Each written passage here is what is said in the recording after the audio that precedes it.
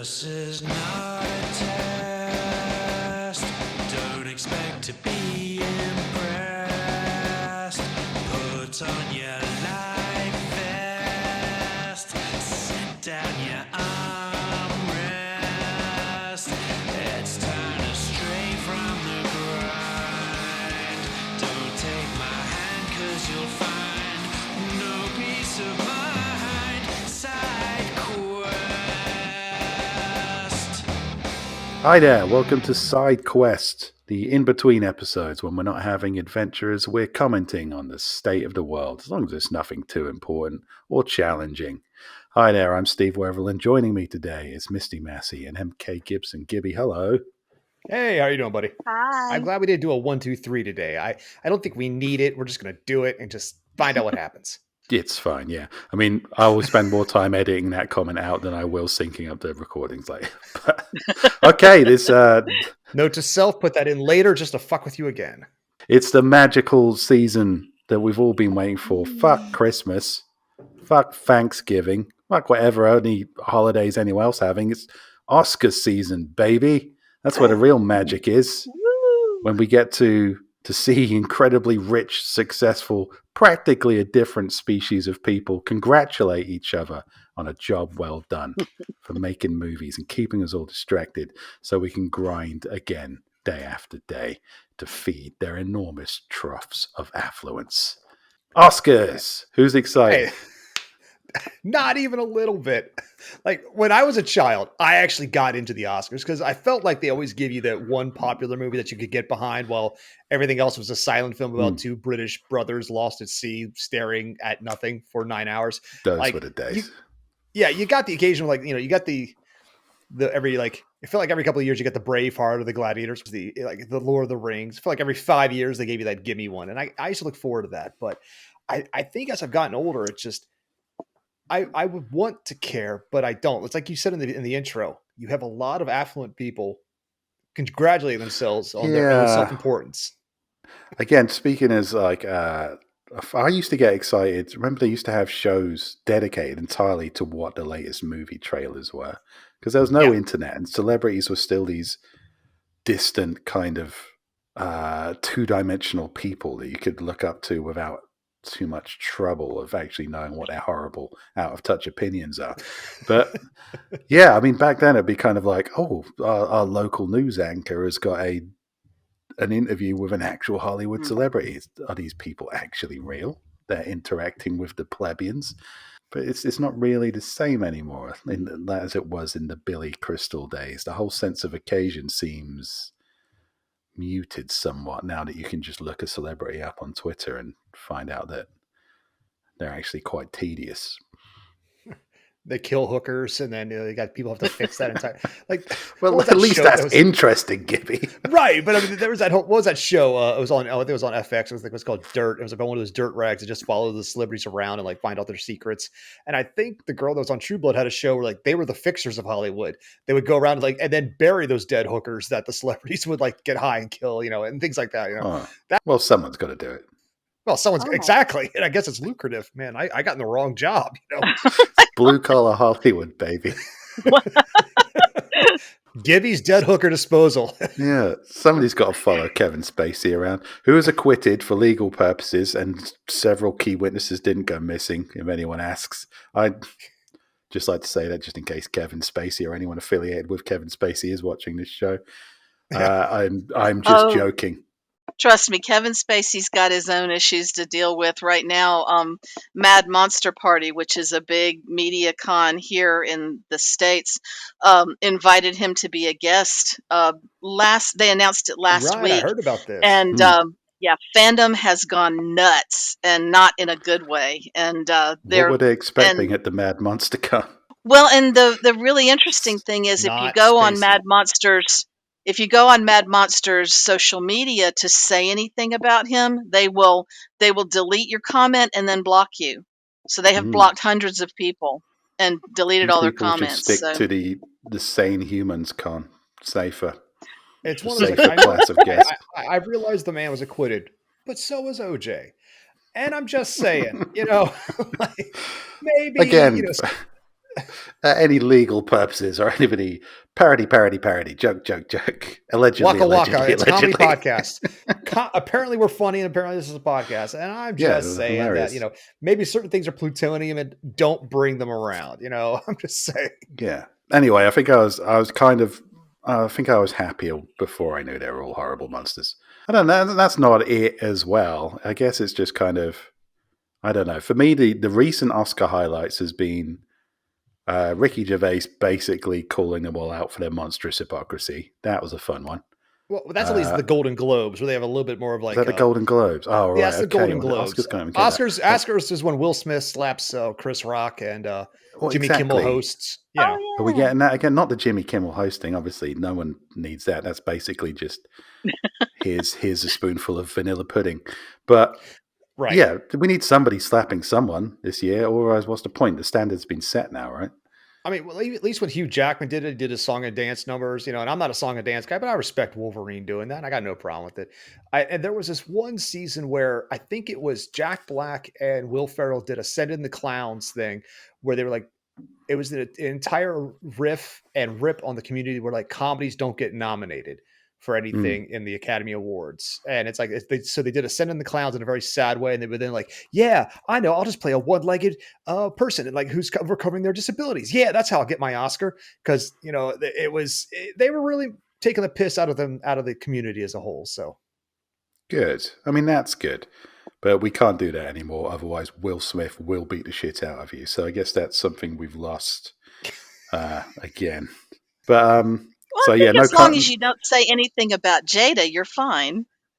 Yeah, but I've looked into Jade Smith. Turns out she's a bit of a prick too. So yeah, a bit of a prick. Oh, yeah. I mean, my first love of Jada Smith was like I saw Demon Knight and she was in that and I love that movie. I'm like, so I think so. My young mind is like, you're in a cool movie, you're a cool person, and then to find out, then like that fragile psyche breaks. So yeah. That's again best not to look. Yeah. I never look into the artist. The whole discussion about separating the artist from the art for me is moot because I'm not interested in the artist at all. But yeah, I think maybe if we're not allowed to make fun of them, maybe somebody should just go through the entire front row and slap everyone. I think maybe I'd tune in for that. Yeah, just like well, every so often, run up and down. That's the thing. I think it's like the Oscars. Like I said, when I was young, I liked them, but over time, you start to like. Anytime, I think we've all worked in various offices, departments, divisions, organizations, whatever. That starts to self-congratulate themselves. Every time a CEO gives himself a raise, you're kind of like, well, fuck you. And every time, like if I could give myself the world's greatest dad mug a year after year and show it to my son. So, but every time you try to take a little bit of like I said, take the piss out of them and like mock it a little bit to humiliate and humble them, they shut that shit down really fast. What was that year that Seth MacFarlane did?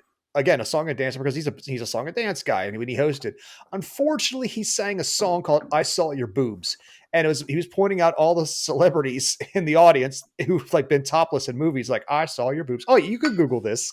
It's like he was doing it like in that Family Guy American Dad style song and dance of his. And yeah, do yourself a favor. Google that singing "I Saw Your Boobs," and that's that. But yeah, he wasn't invited back after that. So. No, well, I respect that. That's fine. You need to lance the boil. That should be what a comedian does. And if there's a lot of pomp and circumstances and people taking themselves extremely seriously, Taylor Swift, then yeah. Sean Penn, that year he gave that acceptance speech, and same thing with like Tom Hanks and some of the like they are the champions of this. They are the forefront of that. They are the ones putting this into the eyes of the viewers. And like, I understand from a perspective, but that's every artist, every artist who there's something I want to talk about and I want to wrap a story around it and present it to an audience. But the problem is like art is supposed to be subjective and let the person like or dislike it. But the moment you say, no, thank you, like they smush it in further and like, no, you will like this or else. And that's, whereas I've gotten older, like I kind of want to just watch John Wick again, Yeah, I mean, it's just I think the whole, and again, like every human on the planet is now their own little studio. Right. So the magic from that is gone. The whole inaccessibility, the whole artistry behind the curtain. No, I'm genuinely interested in the artistry of it. I do. I know. No. The actual filmmaking is still a Herculean task of sound and light and production and like bringing this all together. It feels like it's you're literally capturing lightning in a bottle to make a thing every single time. You know what I love? But when Hollywood movies make movies about making Hollywood movies. I fucking love that.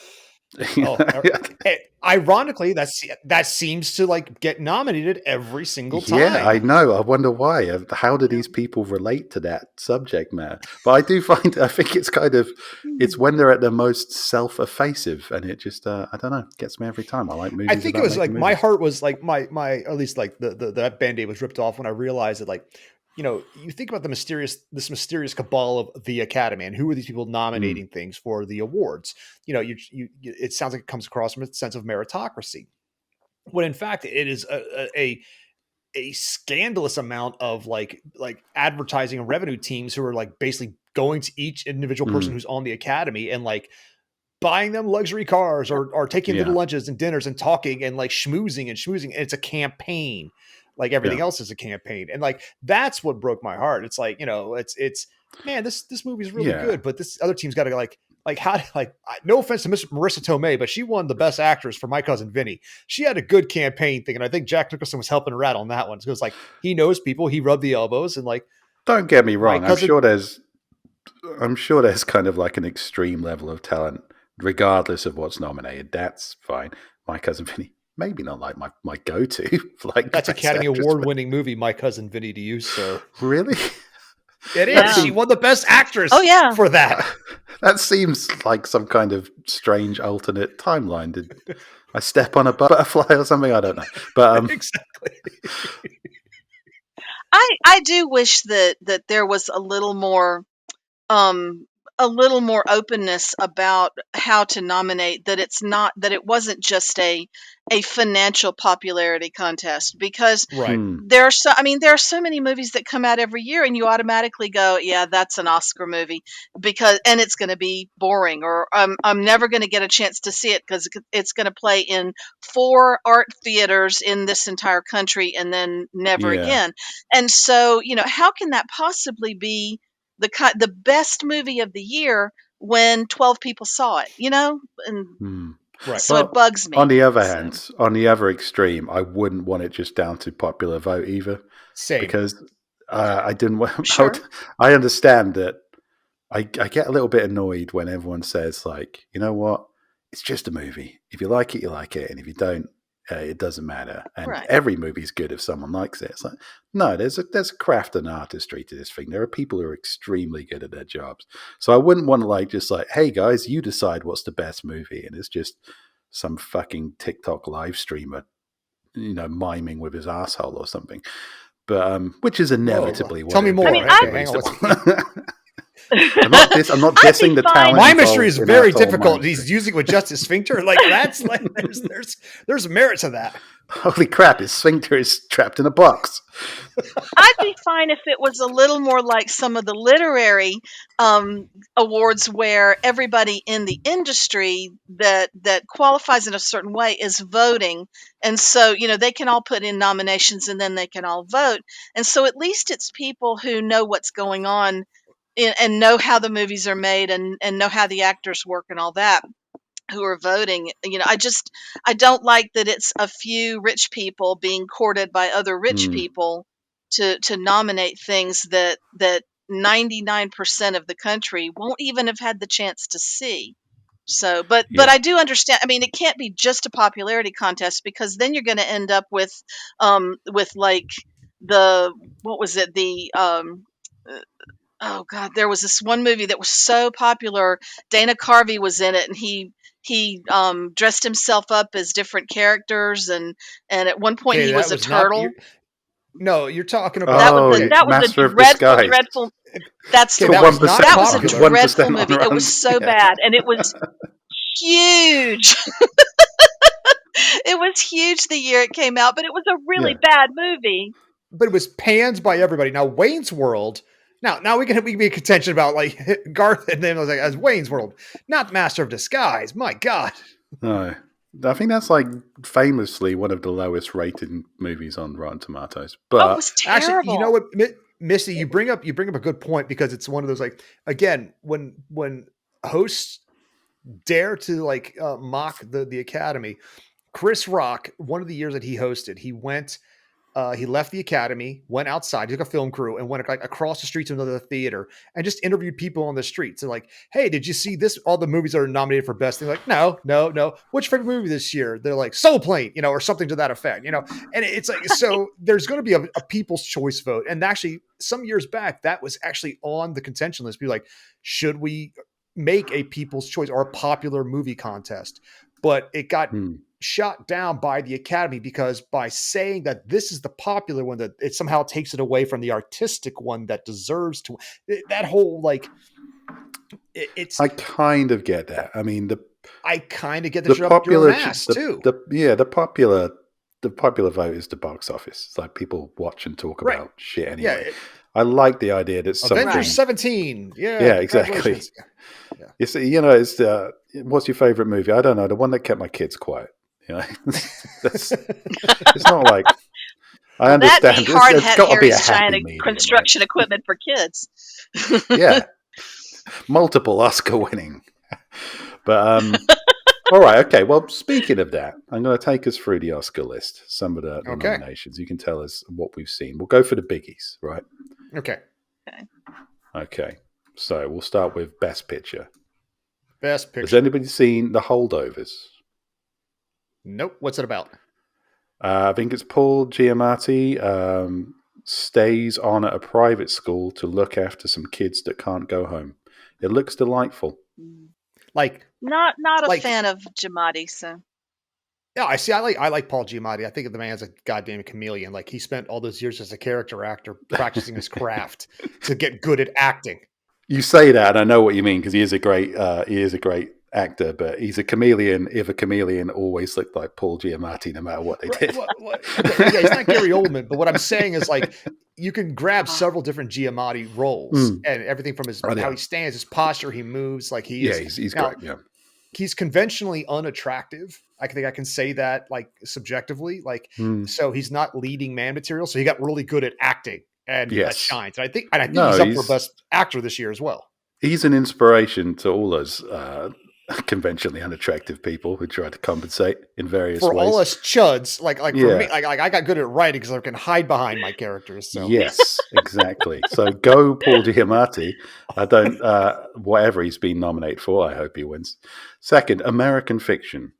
I believe it's about a black writer in America frustrated at the expectations of white culture on the sudden boom of interest in black fiction. I haven't seen it. I haven't seen it, but the topic is interesting. I've seen some people within the black community talk about, like for example, in The Little Mermaid, they made the actress back. I think her name is Halle Berry, like Halle Berry, but different. But this one gentleman was like, "Cool, Haley Bailey," but Haley Bailey. It was like, "Cool, but we have a lot of amazing." Black and Caribbean stories that would make amazing stories. We don't need to put a black actress on a white story. It'd be great if we put a black actress on a traditional black story and let that come forth and be shown to the populace in the world, and take that as you will. I mean, like there are so many stories out there, and like whenever even us urban fantasy writers, we tend to go to like the Norse, the Roman, the Greek, the werewolves, and the vampires, but there are countless stories of the Loa and mythologies from like the Haitian and Creole cultures that are just fascinating if you take the time to get into them. Well, I think Moana was a step in the right direction for Disney, but they went there and went, okay, now retreat into our back catalogue forever. I guess that was the great hit before they started just remaking shit. And I'm against live action remakes of classic animation. I think they're actually making a live action remake of Moana. Oh, for fuck's sake! They are literally talking about. I'm not joking. I really do think. I know it's a little bit narcissistic and maybe a little bit self-involved, but I really do think that the universe is only here to just annoy me personally. That's the theory I'm working on. And that is a level of narcissism, but you know what? I accept it because I feel the same way all the time. It just feels so true. Okay, so moving on. The next movie, The Zone of Interest, which I believe is also an international film. I know nothing about this one. Nor do I. That sounds like a poor translation of something. Godzilla. Yeah. The Zone of Interest, I can only assume this movie is about getting laid and genitals. I'm here for it. The next movie, One I haven't seen, unforgivably perhaps, Barbie. I did see that because it was on HBO, so I saw it for free. I keep meaning to see it, but I'm hearing all this. One, I'm not going to the cinema by myself to watch Barbie. That's a great Nor way to should get you. arrested. And Nor should you. personally, if they do arrest me, I applaud their instincts. Well done, you're doing a grand job. The second one is like you're supposed to go see it with a date, but then you're instantly judged on how you react to the movie. And it's like I'm not ruining a budding relationship over a Barbie movie. But it's like Barbie movies are supposed to be for 8-year-olds, right? What's happened here? Why am I being judged on my reaction to a Barbie movie? So I'll see it, but I'll see it in a way that I guess doesn't get me arrested or ruin a relationship. I'm just waiting for that sweet spot. You have children though, right, Steve? Oh, they're too old for the Barbie movie now. I think I could go into. My daughter's cool. She's not going to see it with me. She'll see it with her friends if she wants to see it. I can't go in. All right. I think even if I went in with my 21-year-old stepson, that's still getting arrested material. It still looks wrong, I think. But I heard it's good. I heard it's hilarious. We'll get into this one a bit more deeply, I think, because everybody's talking about this one. Next movie, Oppenheimer. I saw it. I want to, but I wait till it comes to a service that I have. It is good. It is very long. Robert Downey Jr. is fucking phenomenal in this. He is not playing Robert Downey Jr. in this. He is actually he gets completely He's an actor. He is actually good swallowed into the role. Yeah, he really is, and he was remarkable in this. So I will say the only thing that's stopped me watching this it's not because I'll get arrested. It's simply the runtime. I'm not going into a cinema for that long. Right. Yeah, it's very long. We saw it on DVD, so it's annoying because it seems like this is a movie you should watch on the big screen and be overwhelmed by. But I'm an old man and I don't want to sit in an uncomfortable chair for too long. I have a big television, and I also have like this thing. Like I'm sure it's a fantastic movie, and I will eventually see it.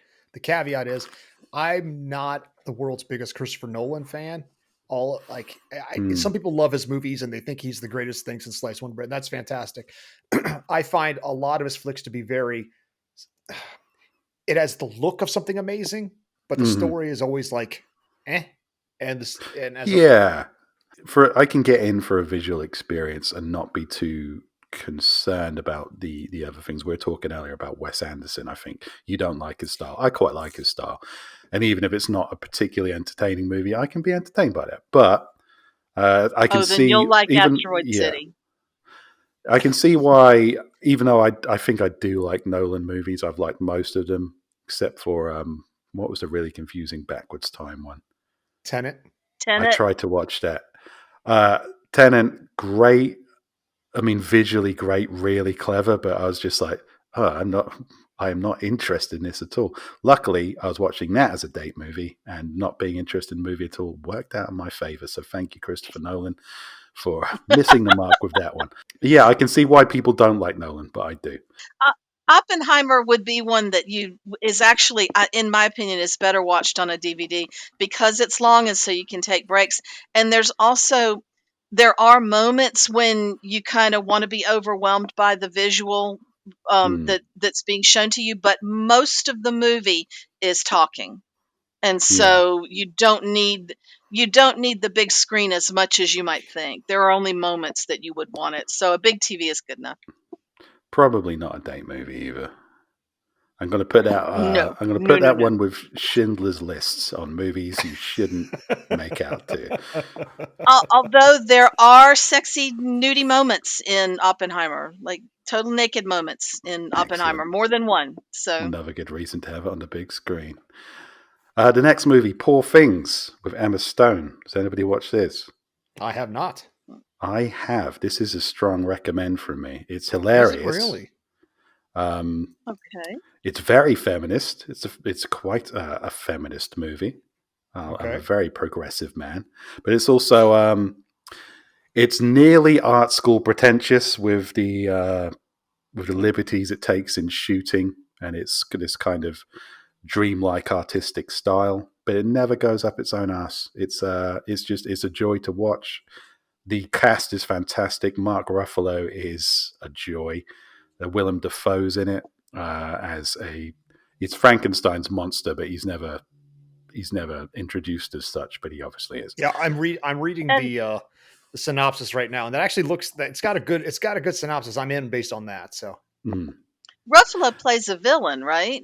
Yeah. Well, the movie's not really about heroes and Kind of. villains, but he's the antagonist. He's kind of he plays this Okay. would-be Lothario who's frustrated by not being able to cling on to Emma Stone's character.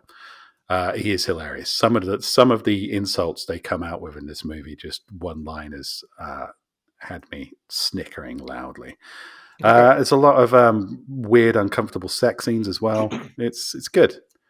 If you like weird, uncomfortable sex scenes and Mark Ruffalo being enormously emotionally frustrated, this is the movie for you. And it's feminist, so I'm a progressive modern guy.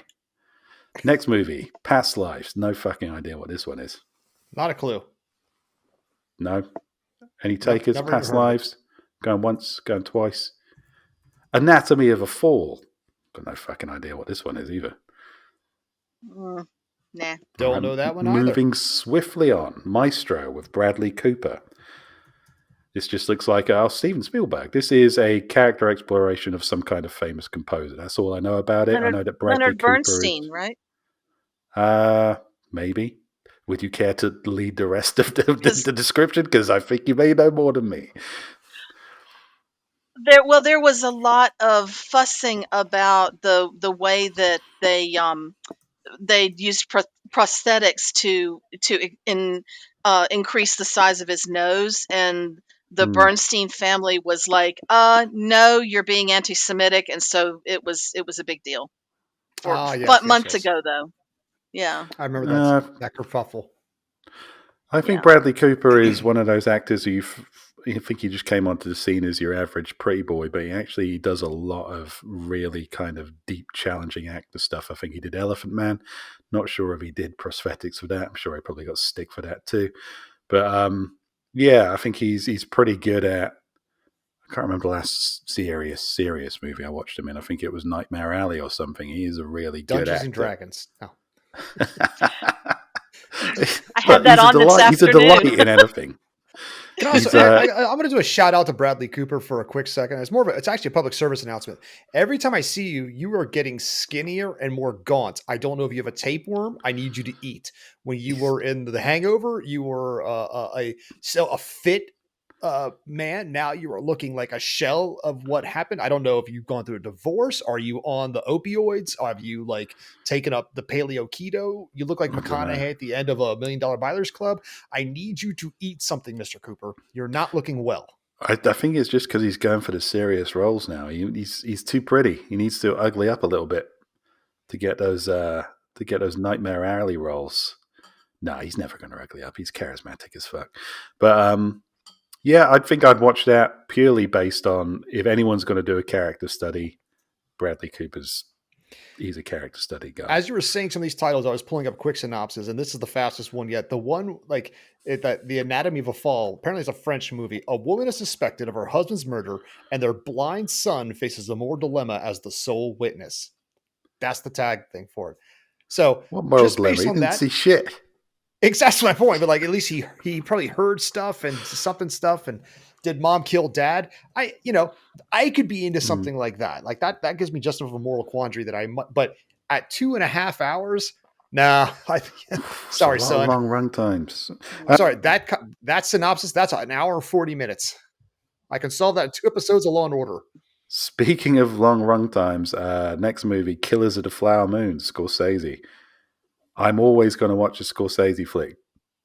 No way I'm seeing this in cinema. It's just like 3 hours long or something. One of my all-time favorite movies is Gangs in New York, and that's a 3-hour movie. And I can sit down and watch that at any given point with bathroom breaks. Yeah, I'll make a day of it. Like The Yeah. Irishman was slow and it was long, but it was still gorgeous, and I Right. made a day of it. And I didn't say I've got to sit down and watch this all in a one and suffer for somebody else's art. But yeah, there's no way. I imagine Killers of the Flower Moon is much the same. It's gonna be brilliant. Scorsese DiCaprio team up. It's gonna be Well, great. see, I'm not here's sitting in an uncomfortable seat for 3 hours. I love Scorsese. I love Scorsese doing a period piece. Hmm. I don't like DiCaprio. There, I said it. It's out. The cat's out of the bag. He's never struck me as like Gasp. a great actor. He's just there. There is weasel face and smirky face, and that's angry and everything else. And I can't. I don't get. I understand that he is cottoned up to Mr. Scorsese. I understand that he tries to enact a 1950s Hollywood vibe. That's his mystique. That's his thing he's going for. I don't find him to be a this actor that everyone else seems like, oh, he's really grown into a great actor. I'm like, no, Gary Oldman's a great actor.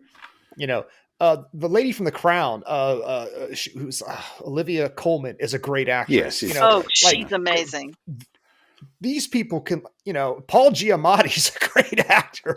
One for Paul. Like One I for the like a ugly lot of guys. movies that, another thing is like, I like a lot of movies that DiCaprio happens to be in, but it's not because it's DiCaprio. I think he's you're right. I wouldn't say Leonardo DiCaprio, what a great actor. I would say he's a good movie star. I loved him in Yes. Once Upon a Time in Hollywood. He was great. And speaking of Scorsese team ups, The Departed was a fucking brilliant movie, and he was great in that. He held his own against what I would consider a cast of Everyone else who was better than him. actors. Everyone else was better than him. But he held his own. The Departed felt like the gimme Oscar because, like, after all the movies, Scorsese wins the thing for that. Yeah. Not Goodfellas, not like anything. Like, no, he wins it for that. And that hurt my. It's kind of like Peter Jackson winning for The Return of the King, the worst of the Hobbit movies. No, it should have been Lord of the Rings right off the bat. These things are always delayed is the problem. I mean, Departed wasn't Yes. even Scorsese's story. He took that from Infernal Affairs, which is a great movie. Right. Or a great couple of movies, I think it is. But I think sometimes with the Oscars, they know they fucked up, so people are on the peg to get awarded, and they're just kind of like, well, The Departed was a fantastic movie. It wasn't Goodfellas, but we kind of owe him for Goodfellas still, so Exactly. Or Casino. Or yeah. It's like we owe the guy. Let's make this happen. It's like, I think DiCaprio's one was eventually he got it for, I can't remember the name of the movie, but he wasn't even the best actor in that movie. But I think they just figured they owed him by then. Right. Like, if you put on Catch Me If You Can right now with Tom Hanks, I'll watch that. I love that movie. Just everything. I love that movie from start to finish. But I don't. Or Wolf of Wall Street. Again, a lot of fun. Yeah. But he is a lot of fun. He's charismatic. I think he's a great movie star. But I think, what you were saying is great actors there. You're right. He's probably, I wouldn't rate him as a great actor. If somebody put him in Shakespeare, I'd be like, what the fuck are you doing? Whereas Paul Giamatti, there's like 50 parts he could play. Like, exactly. He could do a one-act play of it. Like, it's did you see Keanu Reeves and what was it, the Much Ado About Nothing when he's trying to do Shakespeare action? Opposite Kenneth Branagh and what's her name? The actress who used to be married to Kenneth Branagh. Emma Thompson. Emma Thompson. All these fucking real actors. Exactly. Keanu Reeves is there like, whoa. Again, Keanu Reeves, great movie star. Not really great. Yeah, but no one's kissing his ass about his acting chops. It's like you watch a Keanu Reeves movies, you know goddamn well what it is, and I love it every time. Yeah. Yep. Absolutely. I Yep. agree with that 100%. I guess that brings us back to, I don't know, do the Oscars really, with that kind of caveat that they're just kind of, they've got this backlog of people they wronged that they need to correct. So they probably don't have their finger on the pulse, I guess. Look, just because this is topical, and Steve, you don't have a dog in this fight. Only Misty and I have seen this. Misty, Margot Robbie was not nominated for Best Actress for Barbie but the guy who plays Ken, Mr. Gosling, was nominated for Best Actor or Supporting Actor, I think. Was she robbed? Because that's what everybody's saying. People.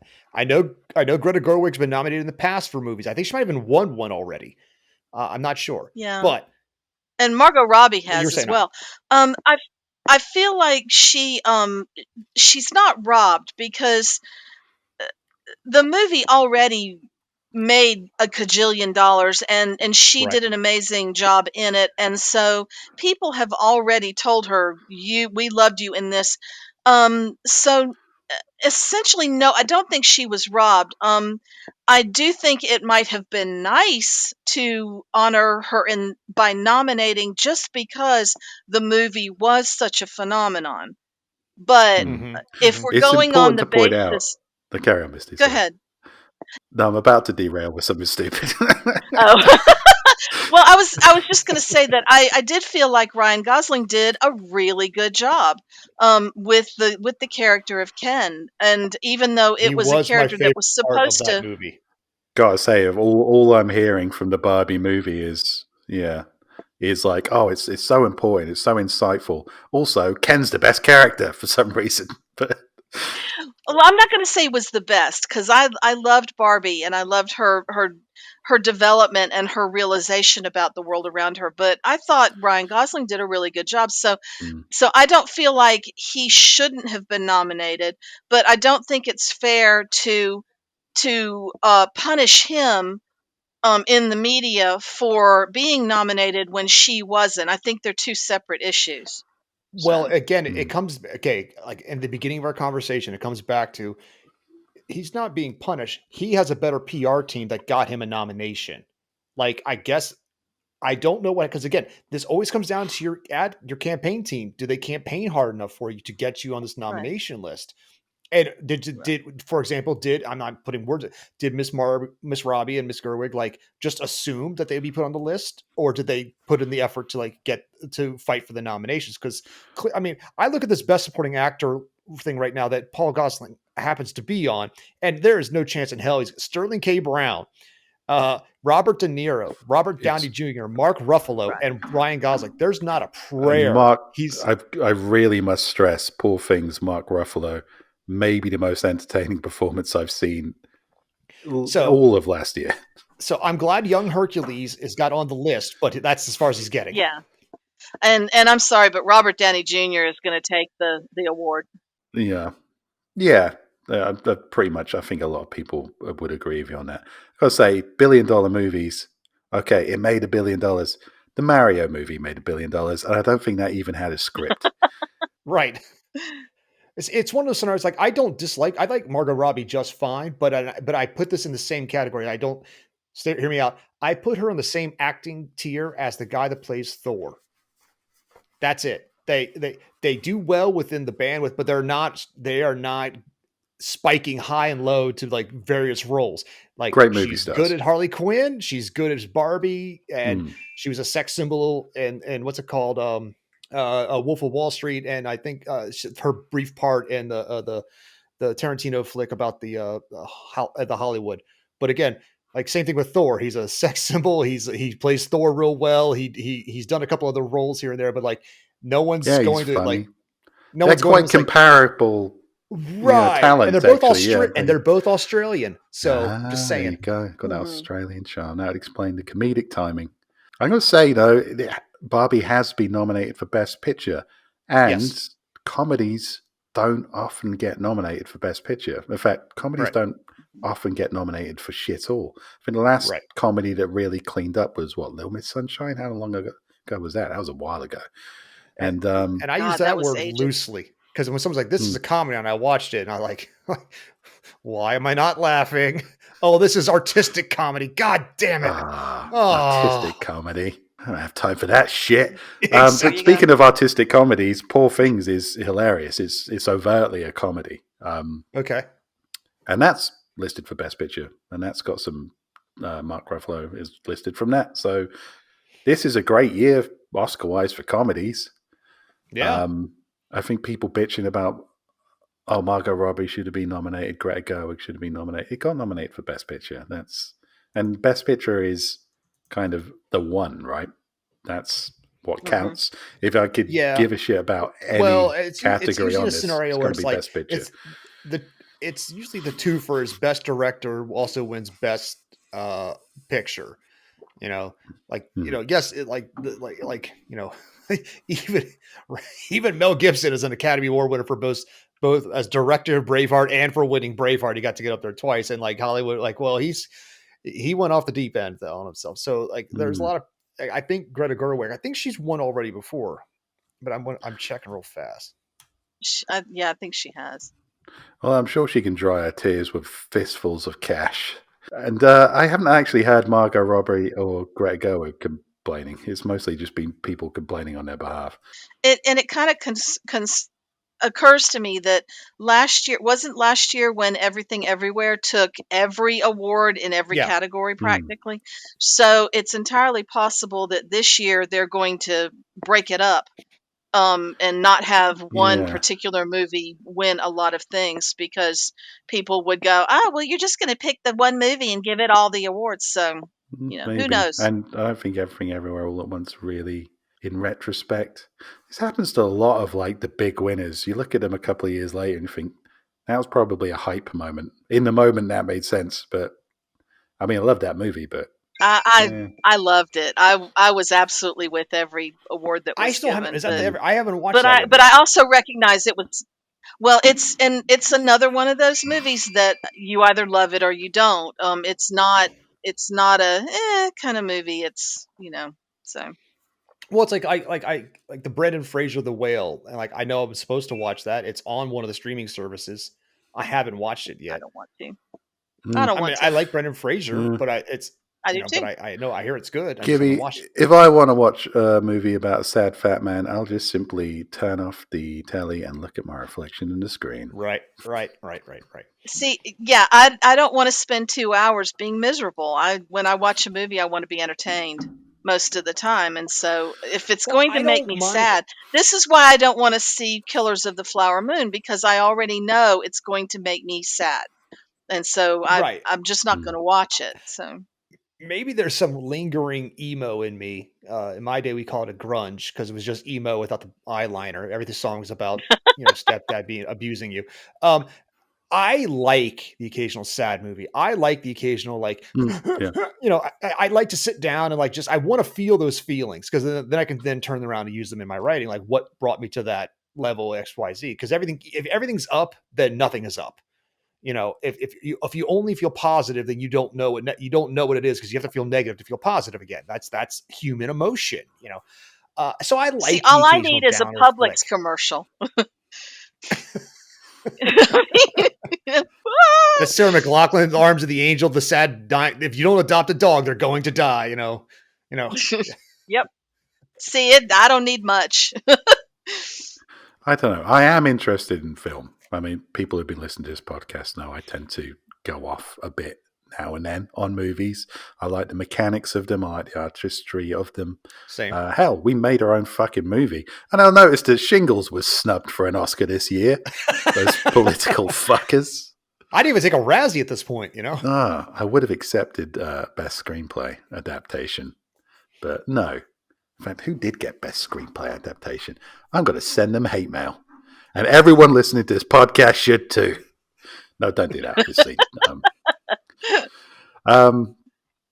Yeah, I mean, I like Poor Things. I'm interested to see Barbie. I'm interested to see Oppenheimer. I'm interested to see Killers of the Flower Moon. American Fiction, Barbie, Oppenheimer, Poor Things, Zone of Interest. I mean, the only two movies on this I'm not really interested in seeing are the international ones, and that'll be because I haven't heard shit all about them because they're international. But everything on the list for Best Picture, and this doesn't happen a lot, I'm kind of excited to see. Normally there's a load of crap on there that somebody just put together to appease a board of mysterious people and bribe them. But I don't know. Everything on the Best Picture seems pretty cool this year. So I'll definitely be watching them all. I'm just saying Godzilla -1 was not on there. That's the best international movie of this year. And damn it, it brought my family together. Yeah, and you know what? Made on a not the GDP of a small country either. You can still make great movies without, killing, without emptying a bank somewhere. But yeah, that should have perhaps been further up there purely for that. Purely on bang for buck. There should be a bang for buck award out there. Right. So, you won Best Picture when you spent, 700 million. Well, these guys spent 10 million and they kicked your ass. There should be an award for that, really. That was I was surprised at actually how good a movie that actually was. Like, despite being a Godzilla movie, it was like this focus was on the people. Speaking of breaking your heart, the story's like about a kamikaze pilot who could not do it. He faked a problem with his plane, so he landed because he couldn't bring himself to do it. And Godzilla attacks the island. The World War II is over, and his family has shunned him because he was supposed to bring honor by killing himself, but he couldn't do it. So now he's trying to rebuild his life, but Godzilla is attacking. So he's made it his mission, but he's taking care of a woman that's raising a child that's not her own. He has a life now, and he has something worth living for. But Godzilla's like trying to destroy the things that he cares about now. And it is a good fucking movie. Like, you care. My wife, sitting 2 seats down from me, goes, oh, gasps audibly at a time. And she doesn't like this shit. And she's over there like tears coming down her face. And I'm like, God damn it, Godzilla, you win. So my family and I, we bought a little metal plaque of the movie poster to put up on the wall to commemorate that moment. For our Godzilla, he trampled your city. Now he will trample your heart. Your heart, exactly. Yeah. Bringing peoples together one step at a time in one big mushy mess. One stump at a time. Cool. Yeah, I really can't complain about the best picture list. I'm going to watch them all in the comfort of my own home without having to go to a cinema and wedge myself into a seat for 3 hours.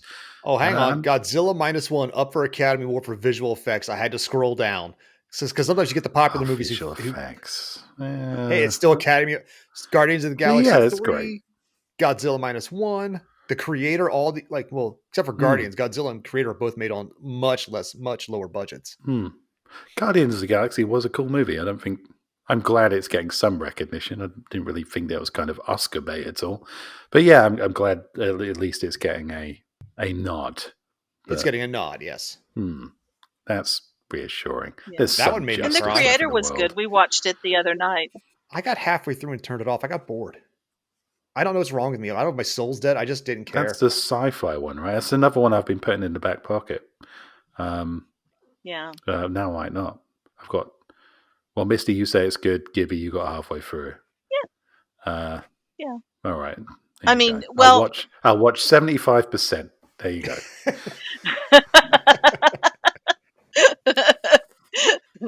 No resolution for me. I don't need it. I'm a busy man. I said 75%. I don't care how interested I am at that point. I'm bowing out. I made a promise. Did you ever put your second joke on the Discord, by the way? Since you're a man of your I've done 2 jokes on the Discord. I didn't see the second one. Okay. I'll go back. I said the third would be before the next full moon, which is tonight. Okay. So I've got to think of one quickly. Yeah, check that out, listeners.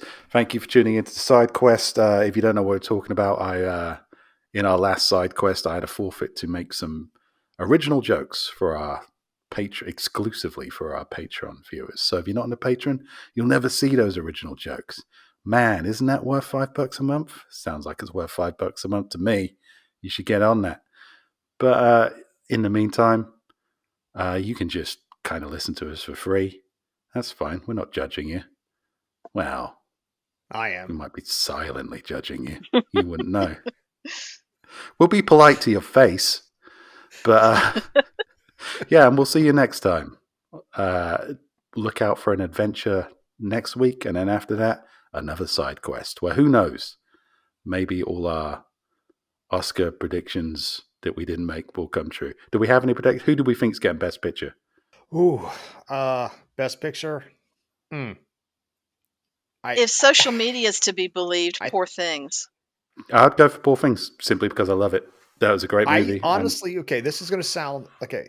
I think it's going to be Killers of the Flower Moon because right now there's been a big push in Hollywood to really spotlight the Native Americans and how they have not been recognized in Hollywood for a very long time. And this last couple of years, we've seen a big increase, and I think this is their year to be recognized.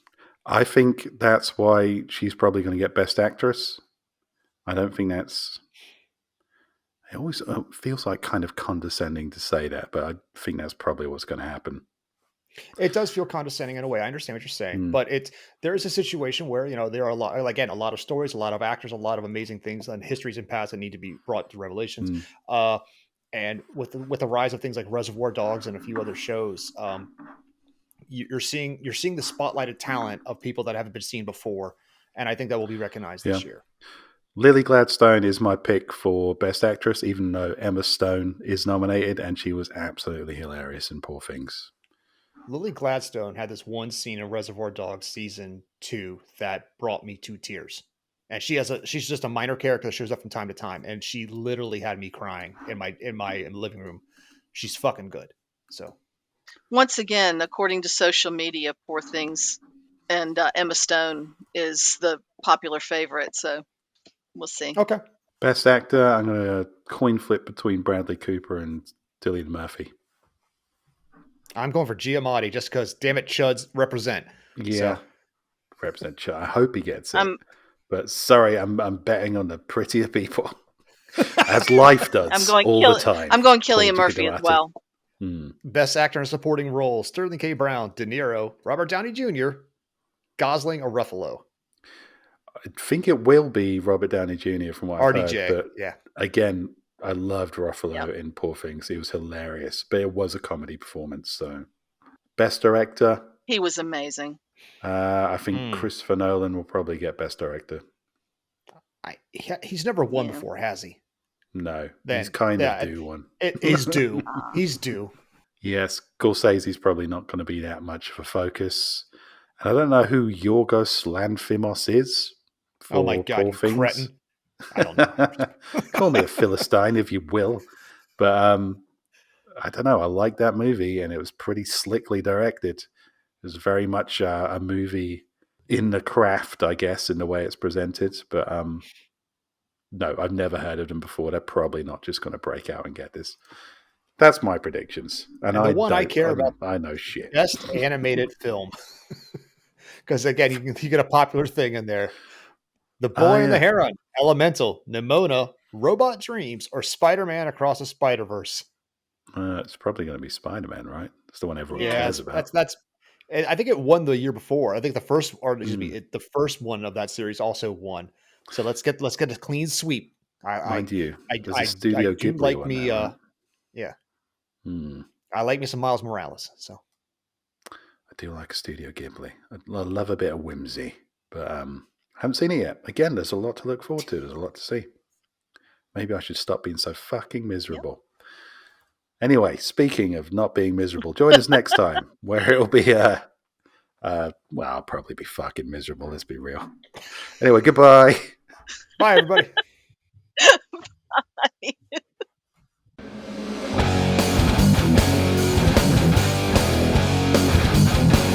Authors and Dragons is brought to you under a Creative Commons license, meaning you are free to share this material so long as credit is given to those who created it, which is us, the people you just heard play the game.